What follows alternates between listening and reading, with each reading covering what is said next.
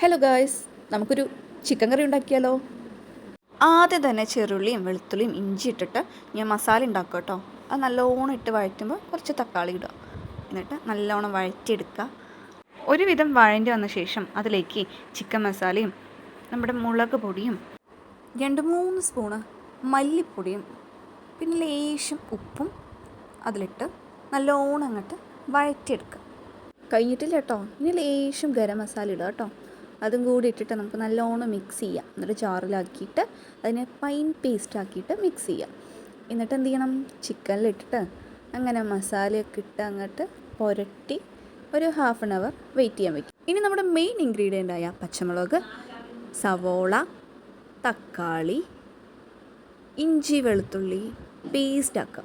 എന്നിട്ട് ഞാൻ അതൊക്കെ ഇവിടെ റെഡിയാക്കി സെറ്റാക്കി വെച്ചിട്ടുണ്ടല്ലോ. ഇനി ഒന്നുകൂടി ഉണ്ട്, ഗ്രാമ്പു, പട്ട, ഏല, കുരുമുളക്. നമ്മുടെ ചീനച്ചട്ടിയിൽ ലേശം വെളിച്ചെണ്ണ ഒഴിച്ച ശേഷം പട്ടയും ഏലക്കായും എല്ലാം ഇടുക.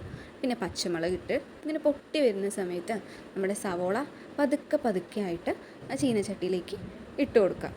സവോളയിലിട്ട് ലേശം ഉപ്പ് ഇട്ട് കൊടുത്ത ശേഷം നല്ലോണം വഴറ്റിയെടുക്കുക. നല്ലോണം വഴറ്റിയെടുത്ത സവോളയിലോട്ട് നമുക്ക് ലേശം തക്കാളി ഇട്ട് കൊടുക്കുക. പിന്നെ ഇഞ്ചി വെളുത്തുള്ളി പേസ്റ്റും അങ്ങോട്ട് ഇട്ട് കൊടുക്കുക. എന്നിട്ട് നല്ലോണം അങ്ങോട്ട് ഇളക്കിയെടുക്കുക കേട്ടോ. പിന്നെ ഇളക്കിയെടുത്ത സവോളയിലിട്ട് നമ്മൾ ലേശം കുരുമുളക് പൊടിയും മുളക് പൊടിയൊക്കെ ഇട്ടിട്ട് നല്ലോണം അങ്ങോട്ട് മിക്സ് ചെയ്തെടുക്കുന്നുണ്ട് കേട്ടോ.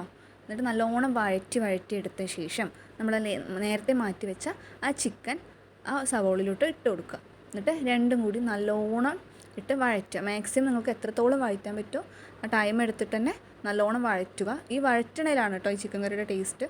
അതിനുശേഷം നമുക്ക് അതിൽ ആവശ്യത്തിന് അല്പം വെള്ളം ഒഴിച്ച് കൊടുക്കുക. വെള്ളം ഒഴിച്ച് കൊടുത്ത ശേഷം നമുക്കൊന്ന് ഇനി അടച്ച് വേവിക്കാം കേട്ടോ. ഇതാ തിള വരാൻ തുടങ്ങി. ഇനി ലേശം ഇറക്കാൻ നേരത്ത് മല്ലിയും കറിവേപ്പിലയും ലേശം വെളിച്ചെണ്ണ അങ്ങോട്ട് തൂയിച്ചിട്ട് പതുക്കെ ഇറക്കുക. നമ്മുടെ ചിക്കൻ കറി റെഡി. ഇനി ഞാനൊന്ന് ചോറും ചിക്കൻ കറിയും കൂടി ഒരുമിച്ച് അങ്ങോട്ട് കഴിച്ചിട്ട് വരാം കേട്ടോ. നല്ല അടിപൊളിയായിട്ടുണ്ട് കേട്ടോ നമ്മുടെ ചിക്കൻ കറി.